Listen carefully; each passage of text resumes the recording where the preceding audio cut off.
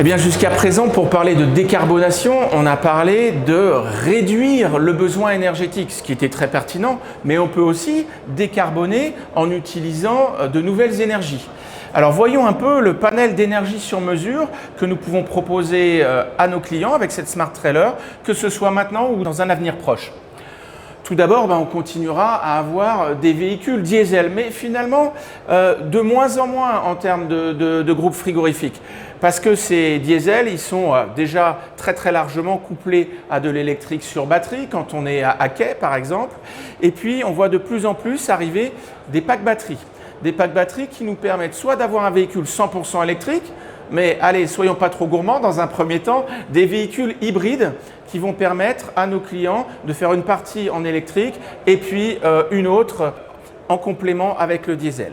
Ce pack batterie, eh bien, il peut être chargé, comme le véhicule dans lequel nous sommes ici à Solutrans, par un e-axle, c'est-à-dire un essieu avec une génératrice qui vient alimenter donc notre pack batterie en énergie tout au long de la route.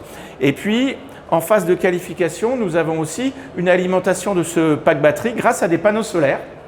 Et enfin, la solution, je dirais dans un futur un peu moins proche, mais qui va arriver très vraisemblablement, c'est l'hydrogène. Et là, on est en phase de démonstration avec 2 véhicules en ce moment sur la Bretagne.